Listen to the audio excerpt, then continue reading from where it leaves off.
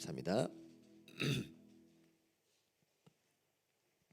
오늘은 요한복음 12장 12절부터 19절 말씀 보려 합니다. 요한복음 12장 12절부터 19절까지의 말씀, 십자가와 부활의 예수님을 바라보라 라는 제목으로 말씀 나누려고 합니다. 제목 한번 읽어볼까요? 시작. 아멘. 전통적으로 이제 내일부터 고난주간 시작하죠. 오늘을 종려주일이라고 표현합니다. 제가 뭐 말할 때가 있고 뭐 말을 안 할 때도 있고 한데, 예수님께서 십자가 죽음을 위해 예루살렘에 입성하시죠. 그리고 많은 교회들이 이제 내일부터 그 성경 말씀 하루하루 그 일주일의 시간을 좀 많이 묵상하는데, 제자들과 무리들이 종려나무를 흔들며 환호했던 사건에 기인해서 종려주일이라고 표현하고, 저만 재미있을 확률은 크죠. 재미있는 건 요한복음에만 종려나무가 언급되고 마태마가 누가복음엔 그냥 가지 나무라고만 표현됩니다. 이 시간은 왜 종려주일로 많은 교회가 지키고 혹은 언급을 하냐? 고난주간과 부활주일을 알리는 역할을 하기 때문이에요.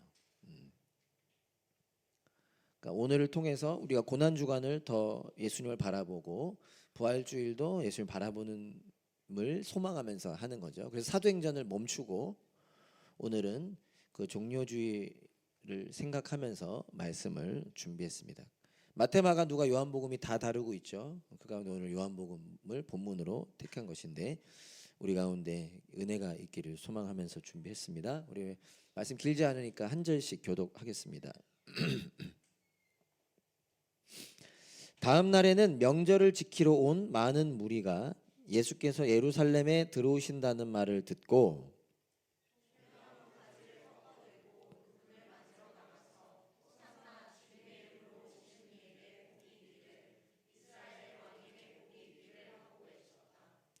예수께서 어린 나귀를 보시고 그 위에 올라타셨다. 그것은 이렇게 기록한 성경 말씀과 같았다.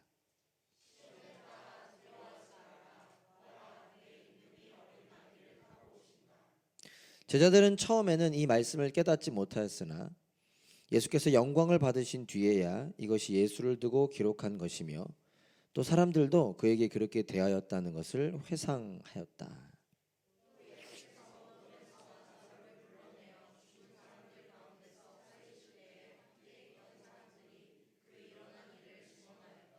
이렇게 무리가 예수를 맞으러 나온 것은 예수가 이런 표징을 행하셨다는 말을 들었기 때문이다.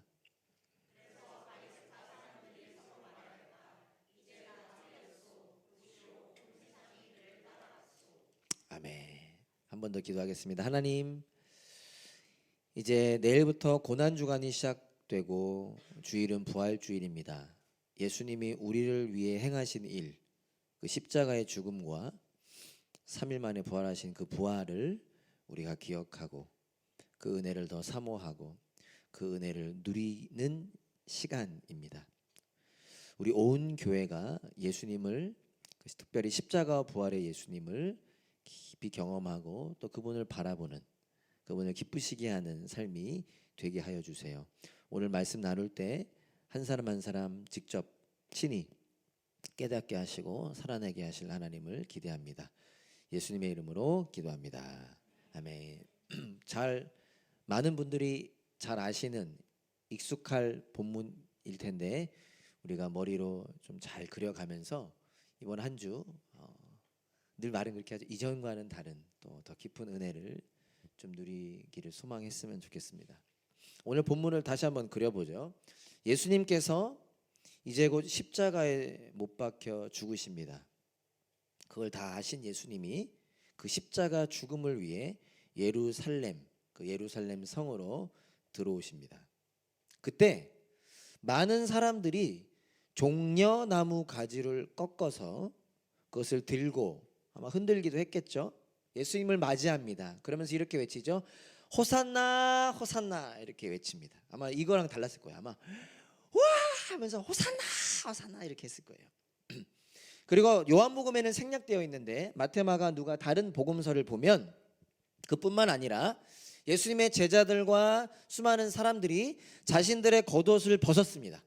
벗어서 제자들이 나귀 등 위에다 올려놓았고요.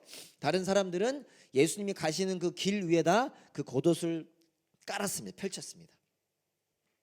한번 생각해 보죠. 이미 알고 있겠지만 왜 사람들이 종려나무 가지를 꺾어서 예수님을 맞이했을까요? 혹시 아는 분, 기억나는 분 있나요? 우리 박사 경준이도 막 생각은 아직 안 나고 있는 듯합니다.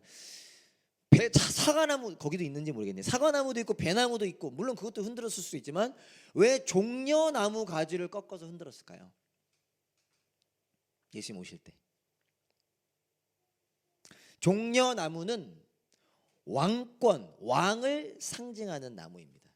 그리고 승리를 상징하는 나무입니다. 이제 이해되시죠? 즉 사람들이 예수님을 어떤 사람으로 생각했냐면 예수님을 자신들의 왕이 되실 분, 왕으로 만들고 싶은 사람으로 생각했던 거죠. 그 이유는 그 예수님이 자신들에게 승리를 가져다 주는 분으로 생각했기 때문입니다. 어느 팀에 속할까? 당연히 이길 팀에게 속하겠죠. 예수님이 그 승리를 가져다 줄 분으로 생각했던 겁니다. 그래서 그 사람들이 종려나무 가지를 흔들면서 뭐라고 외쳤냐면 호산나, 호산나 이렇게 외쳤습니다. 호산나 뜻 아세요? 호산나, 우리 찬양하자. 호산나, save us now 라는 뜻입니다.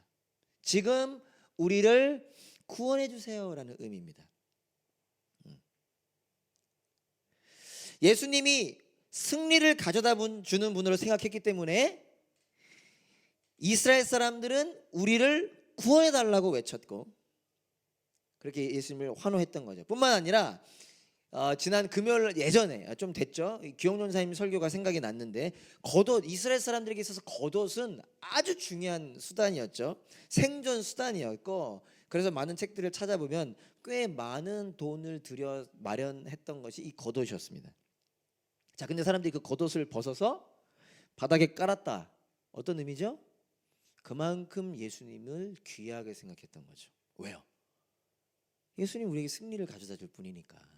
그리고 이걸 바닥에 깔았다는 건 그 예수님께, 그 왕 되실 예수님께 복종하겠다 고백한 거죠. 다시 한번 그림을 그려보세요. 사람들이 지금 종려나무 가지를 꺾고 호산나라고 외치며 자기의 겉옷을 펼치는 모습이 그 의미가 담겨 있는 겁니다. 한 가지 더 질문해 봐야 되겠죠. 왜 그렇다면 사람들은 예수님을 그런 분, 왕으로, 승리를 가져다 주는 분으로 생각했을까요? 바보도 아니고. 여러 가지 이유가 있죠. 첫 번째는 예수님은 평범한 분이 아니었기 때문입니다. 예수님은 태어날 때부터 특별했어요. 그리고 그분의 소년의 삶도 특별했습니다. 그리고 그분이 30살쯤 이제 공생애라 그러죠. 사람들 앞에 나타나셔서 행한 그의 말, 그의 행동, 그가 행한 놀라운 일들 다 평범한 인간의 모습과는 달랐습니다. 그 중에 하나가 특별히 무엇이냐면 오늘 본문을 자세히 보신 분들은 이렇게 추측할 수 있는데 예수님이 예루살렘 성에 입성하기 바로 며칠 전 어떤 사건이 있었냐? 예수님께서 죽은 나사로를 살리셨습니다. 우리야 너무 많이 들은 거니까 하지만 여러분 누가 죽었는데 누가 살렸어. 제가 만약에 죽은 사람 살려. 멜번 난리 날걸요. 아마 내일 당장 몇만 명 모일 겁니다. 그죠? 제가 죽은 사람 살리면 오늘 웅지가 딱 죽었는데 갑자기 내가 살려. 그죠? 예수님이 불과 며칠 전 모두가 잘 알고 있었던 나사로라고 하는 사람 죽은 지 4일이나 지났어요. 근데 그 사람 예수님이 일어나 걸어라. 걸었습니다. 본문 17절 18절 보면 언급되고 있어요. 제가 한번 읽어보겠습니다. 또 예수께서 무덤에서 나사로를 불러내어 죽은 사람들 가운데서 살리실 때 함께 있던 사람들이 본 거예요. 그걸 나사로 분명히 죽었어요. 죽은 지 4일이나 지났어요. 근데 그 살린 일을 증언하였습니다. 그러면서 18절에 이렇게 무리가 예수를 맞으러 나온 것은 무슨 얘기죠? 예수님 예루살렘 입성하실 때 종려나무 가지를 흔들고 호산나라고 외치며 수많은 사람들이 예수를 맞이하러 나온 것은 예수가 이런 표징을 행하셨다는 말을 들었기 때문이다. 죽은 사람이 살아났습니다. 있을 수 없는 일이죠. 특별히 인간에게 있어서 가장 큰 문제가 결국 죽음일 것인데 그 죽음이 해결된 것입니다. 그래서 요한복음 11장 45절에 보면요, 마리아에게 왔다가 예수께서 하신 일을 본 유대 사람들 가운데 많은 사람이 예수를 믿게 되었다. 나사로, 죽은 나사로가 살아난 일을 본 많은 사람들이 그날 예수님을 믿게 됐다는 거예요. 당연하죠. 죽은 사람 살리셨는데. 그리고 요한복음 12장 9절에 보면 유대 사람들이 예수가 거기에 계신다는 것을 알고 크게 떼를 지어 몰려왔다. 그들은 예수를 보려는 것만이 아니라 그가 죽은 사람들 가운데서 다시 살리신 나사로를 보려는 것이었다. 수많은 사람들이 예수님을 믿게 된 것뿐만 아니라 사람들이 그 예수님과 그 죽었다가 살아난 나사로를 보기 위해 몰려왔다라는 거예요. 그리고 이 일이 얼마나 컸던지, 얼마나 사람들에게 소문이 나고 얼마나 많은 사람들에게 영향력이 있었는지 12장 10절 이어지는 10절을 보면 그래서 대제사장들은 나사로도 죽이려고 모의했다. 그 못된 종교 지도자들이 그 일이 얼마나 컸는지, 그 영향력이 얼마나 컸는지, 안 되겠다, 나사로도 죽여버리자 라고 결정했다라는 것입니다. 이러한 이유들로 사람들이 예수님을 이분은 특별해, 우리가 왕으로 삼자. 근데 뿐만 아니라 그들이 예수님을 왕으로 생각했던 하나의 이유가 또 있습니다. 그것은 뭐냐면 지금 예수님께서 뭘 타고 예루살렘 성에 오세요? 나귀를 타고 오십니다. 혹시 여러분 한 번쯤 생각은 해보셨나요? 그 모습이 어떨지? 이거를 여러분들이 구글 들어가셔서 나중에, 지금 말고 구글 들어가셔서 나귀 타고 오신 예수님 쳐보세요. 그럼 그 이미지만 봐도 그때 모습이 어떤지 조금 피부로 와닿습니다. 여러분들이 생각하는 그 느낌은 아닐 거예요. 예수님께서 나귀를 타고 오신 거리가 학자들에게 따르면 대략 3km 정도밖에 안 된대요. 무슨 말이냐? 거리를 놓고 봤을 때 나귀를 타실 필요가 있다 없다? 없다. 더구나 나귀는 별로 빠르지도 않죠. 편하지도 않고요. 물론 안 타봤습니다. 순례자들은 대개 예루살렘 성으로 들어갈 때 걸어서 갔다 그래요. 그게 그들의 보통의 모습이었대요. 즉 무슨 말을 하고 싶은 거냐면 예수님은 의도적으로 나귀를 타셨다라는 거예요. 심심해서가 아니다, 다리가 아파서가 아니다, 멀어서가 아니다, 나귀 좋아해서가 아니다. 의도적으로 나귀를 타셨다. 본문 14절을 보면 요한은, 자 보세요, 14절에 뭐라고 표현되고 있느냐? 예수께서 어린 나귀를 보시고 그 위에 올라타셨다. 그러면서 이유를 잠깐 언급합니다. 그것은 뭐래요? 이렇게 기록한 성경 말씀과 같았다. 예수님 나귀를 타신 게 어떤 성경 말씀에 나온 거랑 같았다라는 거예요. 그러면서 좋은 성경 갖고 계시나요? 거기 보면 각주가 있습니다. 성경 보세요. 핸드폰 보세요. 뭐라고 써 있어요? 미디어 금식하는 핸드폰 안 보는구나. 쓱 9장 9절 써 있죠. 이렇게 기록한 성경 말씀과 같았다. 이 말씀은 스가랴 9장 9절 말씀이라는 거예요. 그거랑 같았다라는 거예요. 그걸 제가 한번 읽어보겠습니다. 도성 시온아 뭐예요? 예루살렘 성을 말하는 겁니다. 크게 기뻐하여라. 도성 예루살렘아 환송을 올려라. 내 왕이 내게로 오신다. 그는 공의로우신 왕, 구원을 베푸시는 왕이시다. 그러면서 말합니다. 그는 온순하여서 나귀 곧 나귀 새끼인 어린 나귀를 타고 오신다 라고 하나님께서 이스라엘 백성들에게 지금 예언하시는데, 스가랴라고 하는 선지자를 통하여 내가 너희들을 구원해 줄 거야, 내가 너희에게 메시아 구원자를 보내줄 거야. 근데 그 구원자가 어떻게 온다고요? 하나님이 하나님의 구원자 메시아를 보내주실 건데 그 구원자가 어떻게 등장한대요? 어린 나귀를 타고 오실 거래요. 근데 지금 예수님 뭐 타고 오세요? 어린 나귀를 타고 오세요. 탈 거 많은데 어린 나귀를 타고 오세요. 이스라엘 사람들은 물론 모두가 그러진 않았을 거고 자세하게 우리는 알 수 없지만 꽤 많은 사람들이 구약 성경을 읽고 또 읽고 읽고 또 읽고 그러면서 그들 중에 많은 사람들이 기억하고 있었을 것입니다. 하나님 우리에게 메시아 보내주실 거야. 우리 지금 로마로부터 이렇게 고통당하고 있는데 하나님 우리에게 구원자 보내주실 거야. 근데 그 구원자가 나귀를 타고 오신다고 하셨는데 지금 누가? 예수님이? 그것도 그냥 나 같은 예수님이 아니야. 우리랑 태어날 때부터가 달랐고 어린 생활도 달랐고 죽은 나사로를 살리신 그 예수님이 나귀를 타고 오시는 거예요. 바로 그 구원자의 심에 틀림이 없었던 거죠. 그러니까 사람들 어떻게 하는 거예요? 종려나무까지를 꺾고 겉옷을 벗어서 호산나라고 외치며 그게 와 우리 이제 끝났다. 우리 드디어 저 예수님이 우리를 구원해 주실 거야 라고 저 혼자 기뻐하고 있죠. 이렇게 예수님을 맞이하고 있는 것입니다. 그게 그 의미죠. 자, 그런데 안타까운 것은 뭐죠? 우리 다 알고 있는 사실, 누구도 이 예수님을 정확히 알지는 못했다라는 것입니다. 나무까지 꺾어가면서 겉옷 벗어가면서 호산나 호산나, 웬만하면 우리 노래 안 부르잖아요. 근데 좋은 일 있으면 옆에서 보고 있으면 막 흥얼거리잖아요. 그렇게 예수님을 맞이하고 있으면서 그중 누구도 예수님을 정확히 알지는 못했다는 것입니다. 여러분, 유관순 여사 아시죠? 저희가 어릴 때 유관순 누나가 더 정확하게 사실 젊은 아주 어린 나이였잖아요. 유관순 여사, 우리가 그분을 감사히 여기면서 놀라고 도전받는 이유가 무엇입니까? 잘 몰랐었음에도 불구하고 우리가 그분을 보며 놀라고 도전받는 이유는 여러 가지가 있겠지만, 그렇게 독립운동을 하는 게 쉬운 일이 아니었기 때문이에요. 쉬운 일이 아니죠. 목숨을 걸어야 하는, 두려움을 이겨내야 하는, 그분이 당하신 고문이 엄청났다고 하잖아요. 보통 사람은 할 수 없었던 게 독립운동인데 그 젊은 청년이 했다라는 것이, 그것도 가냘픈 여인이 그렇게 했다라는 것이 우리에게 도전이 되는 거잖아요. 여러분, 한번 생각해 봅시다. 당시 이스라엘 사람들이 예수님을 향해 호산나, save us now, 지금 우리를 구원해 달라고 외치면서 예수님이 우리들의 왕이라고 예수님을 찬양하며 기뻐하는 것이 쉬운 행동이었을까요? 눈치 있는 분들 이제 유관순 얘기했으니까, 그죠? 쉬운 행동 아니었을 겁니다. 물론 정확히 알 수는 없어요. 그럼에도 불구하고 분명히 위험한 행동이었을 것입니다. 지금 이스라엘은 어떤 상황이에요?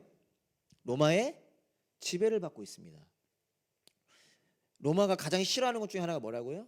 반란이 일어나는 거, 나라가 시끄러워지는 거, 소란이 일어나는 거 가장 싫어했는데, 지금 어떤 사람을 왕이라고 얘기하면서 막 소란이 일어날 행동 아닙니까? 그 당시 헤로지라고 하는 무지막지한 왕이 다스리고 있어서 마음에 안 들면 그냥 바로 죽였어요. 그런 왕이 지금 버젓이 살아 있습니다. 혹 로마나 헤롯 왕이 예수님이 낙이 타고 등장하는 걸 우습게 여겼을 수 있죠. 저 같아도 우스웠을 것 같은데, 그렇다 하더라도 이스라엘 내에서 최고 권력자라고 할 수 있는 종교 지도자들, 그들이 지금 뭐라 하려고 해요? 나사로까지 죽이려고 해요. 걔 잘못한 거 하나 없어요. 죽었다 살아난 죄밖에 없어. 근데 그 나사로까지 죽이려고 하는 그들이 눈을 시퍼렇게 뜨고 지금 자신들을 쳐다보고 있습니다. 다른 복음서 보면 예수님 이 사람들 조용히 시켜야 되는 거 아니에요? 따지기까지 하죠. 그런 그들이 눈을 쳐다보고 있는데 이 일로 피해 볼 수 있고 죽임당할 수 있고 이스라엘에서 도태될 수 있는 상황이죠. 아주 위험한 상황입니다. 그런데도 불구하고 사람들은 아랑곳하지 않고 예수님을 향해 환호성을 지릅니다. 그만큼 뭐에 차 있다? 확신에 차 있다는 거예요. 예수님이 우리를 구원해 줄 왕이야. 그러나 그렇게 확신에 차 있던 그들이 불과 며칠 지나지 않아 뭐라고 외칩니까? 이 예수를 십자가에 못 박아라. 참 말도 안 되고 끔찍한 장면이죠. 그들이 결국 예수님을 십자가에 못 박습니다. 이렇게까지 열광을 하다가 갑자기 예수님을 십자가에 못 박으라 외치고 왜 십자가에 못 박았을까요? 예수님을 잘못 알았던 거죠.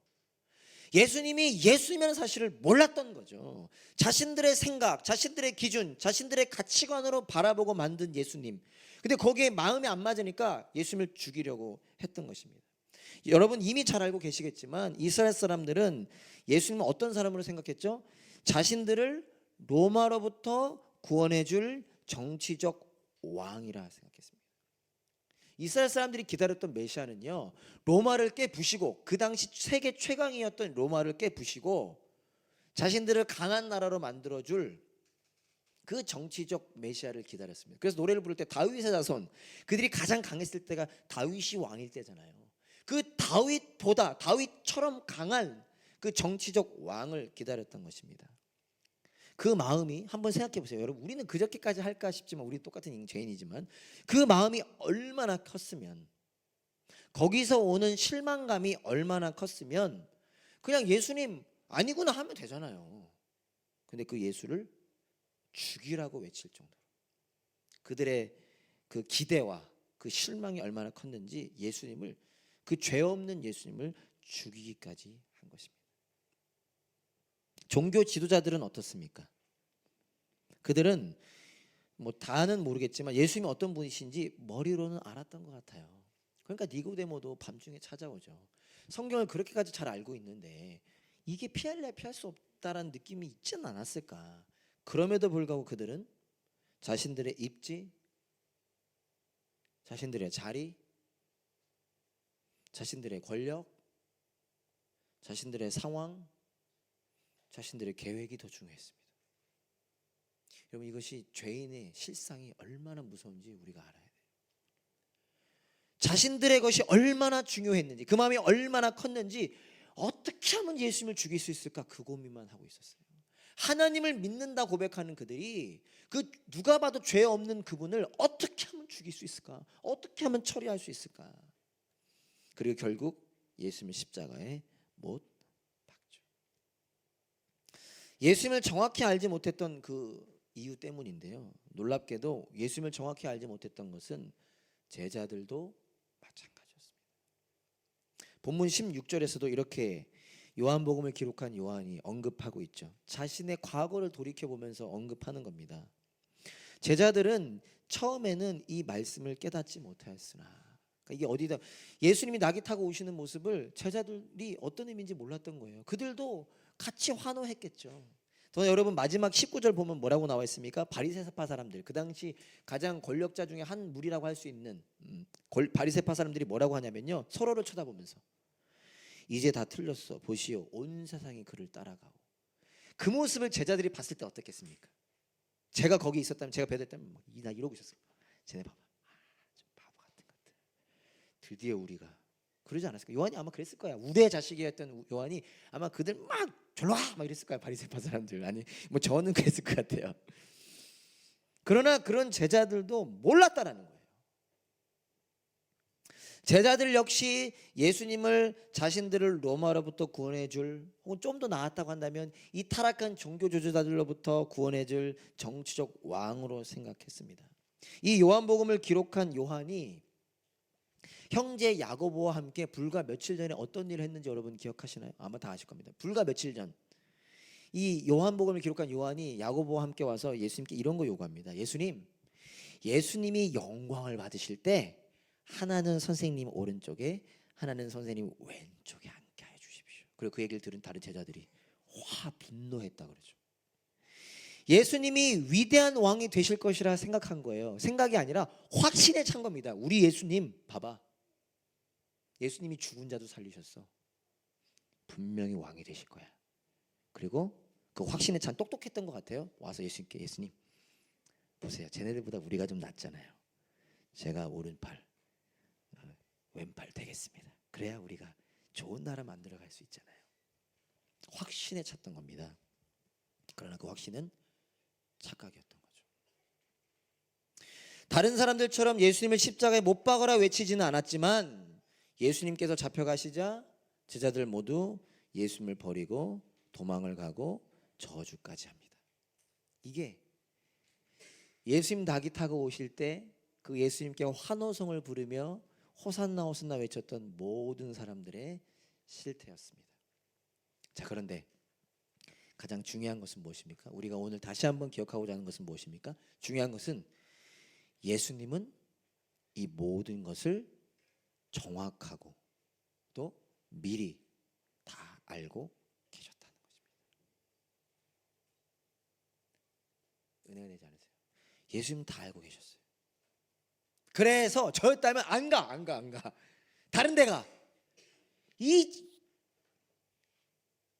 자신들만의 목적, 자신들만의 바램을 가지고 예수님을 노래 부르고 이제 얘네들이 조금 있으면 나 십자가에 못 박으라고 외칠 거를 다 아셨으면 저는 안 가요. 딴 데 가요. 나 기뻐해 주는 사람, 진짜 나 아는 사람한테 가지. 그러나 예수님은 그 모든 것을 아셨습니다. 그래서 예수님이 오셨다는 거예요. 놀라운 건. 그래서 예수님이 오셨고, 그래서 예수님이 인간이 되셨고, 그래서 예수님이 십자가를 지러 오셨다는 거예요. 도저히 답이 없는, 도저히 가망 없는, 도저히 해결이 안 되는 그들을 위하여 예수님이 오셨다는 것입니다. 우리의 생각과 우리의 실력으로는 도저히 이해할 수 없는 거죠. 자신을 죽이라고 외치는 그 사람들, 자신들이 십자가에 못 박을 그 사람들, 그 죄인들을 위해서, 그 죄인들을 위해 대신 죽기 위해서 예수님 오셨다는 거. 놀라운 거 뭐죠? 그 로마 병정을 위해서, 그 종교 지도자들을 위해서, 그 도망갈 제자들을 위해서 예수님께서 오셨다라는 것입니다. 예수님 십자가에서 뭐라고 말씀하셨습니까? 아버지, 저 사람들 용서해 주세요. 저 사람들은 자기네가 무슨 일을 하는지 알지 못합니다. 하나님 아버지, 왜 이렇게 기도했어요? 이건 저만의 인간적인 생각이긴 하지만요, 이 사람들 도저히 용서받을 수 없는 사람들, 하나님 제발 이 사람들 심판하지 말아주세요. 이 사람들요, 자기들이 무슨 일을 하는지를 몰라서 이러는 겁니다. 그들의 눈이 가려져서 그런 거예요. 그러니 하나님 아버지, 저 사람들 용서해 주세요. 제가 대신 죽겠습니다. 하나님이 누구신지, 예수님이 누구신지를 모르는 사람들, 죽음 뒤에 심판이 있고 멸망이 있다라는 사실을 모르는 사람들, 그 해결 방법이 하나님께로부터만 비롯된다는 사실을 모르는 그 사람들을 회복시키고 살릴 뿐만 아니라 자녀 삼기 위하여 예수님께서 오셨다라는 것입니다. 중요한 것은, 아멘, 중요한 것은 그 예수님께서 나귀 타고 오셨다는 거예요. 사람들의 기대와 정반대 모습으로 오셨다는 것이죠. 이미 잘 알고 있지만 저도 그러나 그 깊은 의미를 더 깨닫기 원하고 저부터가 그 삶을 살아내기 원하는데요. 여러분, 당시의 모습을 한번 생각해 봅시다. 아까도 얘기했지만 예수님이 말이 아닌 낙이 타고 오셨어요. 제가 오늘 영상 준비할까 말 고민하다가 안 했는데, 여러분 인터넷에 그런 거 한번 찾아보세요. 그 등장신, 멋있는 등장신 이런 거 한번 찾아보세요. 뭐 여러 개 나와요. 모르겠어, 나도 본지 좀 돼가지고.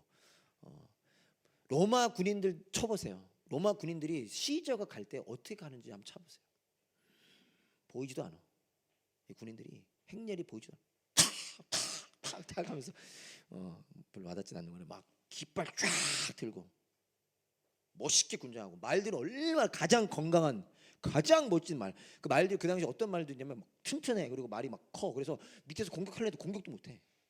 키 커갖고 말들이 그런 말을 타고 쫙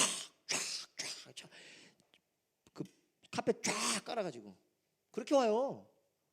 근데 우리 만왕의 왕이신 예수 그리스도, 온 우주의 창조자 예수 그리스도가 어떻게 오십니까? 말이 아니라, 이걸 여러분이 생각을 안 해봐서 그래. 나귀. 그것도 정확하게 보지만 아마 스가랴 말씀대로 하자면 새끼 나귀. 그 어떤 목사님들 뭐라고까지 얘기하잖아요. 신학책 책에 보면은 발이 끌렸을 수도 있겠다는 얘기를. 물론 이거는 몰라요. 새끼 나귀도 클 수도 있지. 근데 무슨이야? 말은, 나귀는 또 어떻게 가요? 이렇게 안 가요. 흔들려 이렇게. 카펫이 아니라 그들에겐 귀한 거였지만 그 거적대기들 막 쫙 깔려 있어요. 그러니 로마 군인들이 안 왔을 거예요, 제 생각에. 우스워가지고 이거 얘네들 뭐 장난하나 보다. 얼마나 우스꽝스러워요.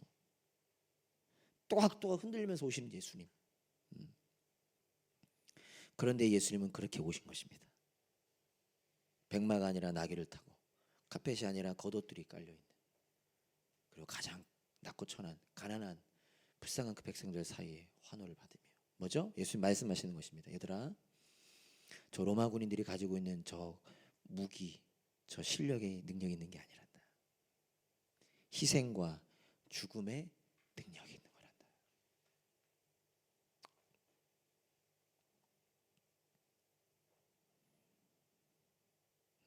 십자가 복음의 능력이 있는 거란다. 그렇게 말씀하시는 겁니다. 제가 준비는 못했는데요. 아까 읽었던 스가랴 9장 9절 예언의 말씀 그 뒷절 10절은요. 이래서 제가 읽어드릴게요. 그러면서 나귀 곧 나귀 새낀 어린 나귀를 타고 오신다고 하면서 어떤 말씀을 첨가하시냐? 내가 에브라임에서 병거를 없애고 예루살렘에서 군마를 없애며 전쟁할 때 쓰는 활도 꺾으려 한다. 우리나라 살려줄 거라면서 말도 꺾고 활도 꺾고, 이게 무슨 말이에요? 앞뒤가 안 맞잖아요. 예수님이 하시는 그 일은 다르다라는 거죠. 다시 한번 얘기합니다. 여러분, 희생과 죽음의 능력이 있습니다. 십자가의 부활의 그 복음의 능력이 있습니다. 내일부터 고난주간이 시작됩니다. 어떤 의미에서는 또 도전이 되지만 감사함 같은 게, 원래 늘 쉼캠프를 가는 귀한 또 시간이었는데 우리 6월 쉼캠프 많이 가야 된다는 걱정도 있지만, 이번 한 주간은 에드워드 목사님을 물론 모시지만 우리 각자 있는 그곳에서 고난주간과 성금요일 부활주일의 깊은 의미를 좀 누렸으면 좋겠습니다. 주일은 부활주일이죠. 어떤 기간입니까? 다시 반복하지만 우리를 위하여 고통당하시고 우리 대신 십자가에서 죽임당하신 예수님을 보다 깊이 기억하는 시간입니다. 3일 만에 부활하시죠. 죽음이 끝이 아닙니다. 부활하신 예수님을 보다 깊이 기억하는 시간입니다. 예수님의 십자가 죽음과 부활로 우리는 구원을 받고 영생을 누리게 됩니다. 다른 거 없어요. One way Jesus. 세상의 기준, 세상의 방법과 다른 것입니다. 그러나 이것만이 진정하고 유일한 생명의 능력입니다. 이 은혜를 갈망하고 깊이 누리는 우리 모두가 되길 소망합니다. 그리고 예수님처럼 살아가고자 하는 우리 모두가 되기를 소망합니다. 말씀을 마치겠습니다. 본문 15절은 스가랴 9장 9절 말씀을 인용한 거라 했잖아요. 제가 미처 오늘은 색깔로 준비를 못했는데, 자, 가장 윗줄만 각자 보시면서 틀린 부분이 있습니다. 다른 부분이 있어요. 요한복음을 기록한 요한이 예수님 낙에 타고 오시는 모습을 스가랴 9장 9절을 인용했는데, 그 스가랴 9장 9절과 요한복음 12장 15절에 다른 표현이 있습니다. 요한복음을 기록한 요한이 다르게 표현한 게 있어요. 뭐죠? 시온에 따라 내 임금이 어린 나귀를 타고 오신다. 같은 내용이죠. 근데 뭐가 바뀌었냐? 스가랴에서는 크게 기뻐하여라 라고 했는데, 요한은 두려워하지 말아라 라고 해석했어요. 좀 바꿔서 표현했어요. 같은 의미일 수 있는데 크게 기뻐하여라를 그대로 인용 안 하고 두려워하지 말아라 라고 인용합니다. 왜 그랬을까요? 재미없는데 맨날 하죠 제가. 네. 정확한 건 몰라요. 요한 안 알려줬어요. 나중에 우리가 저 하늘나라 가서 물어봐야 돼요. 왜 그랬을까?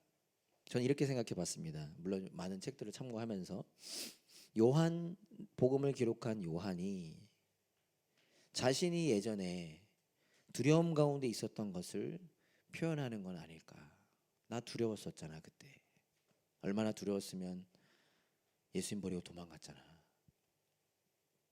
그러면서 생각한 거죠. 제 생각입니다. 아마 사람들도 다 두려워하고 있을 거야.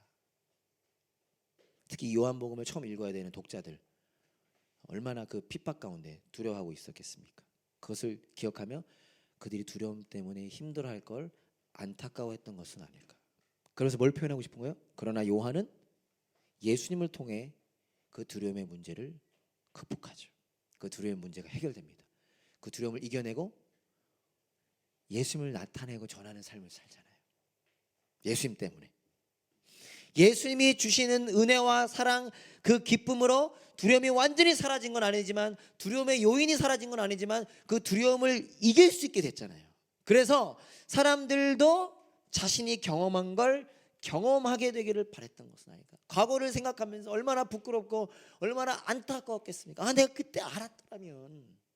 그 마음으로 이 요한복음을 기록하면서, 여러분 두려움 가운데 있습니까? 죽음의 고통 가운데 있습니까? 예수님께서 그 문제를 해결하십니다. 예수님께 나오십시오. 그렇게 말하는 거 있는 건 아닐까 생각해 보았습니다. 사랑하는 여러분, 우리는 어떤지를 돌아보는 시간이 되길 바라고요. 이 기간이 예수님을 깊이 경험하고 다른 이들에게 그 예수님을 전하는 그런 시간이 될 수 있기를 간절히 소망합니다. 아멘. 제목 한 번만 더 읽어봅시다. 십자가와 부활의 예수님을 바라보자. 아멘. 그 은혜가 있기를 소망합니다. 다 같이 일어나서 함께 찬양합시다.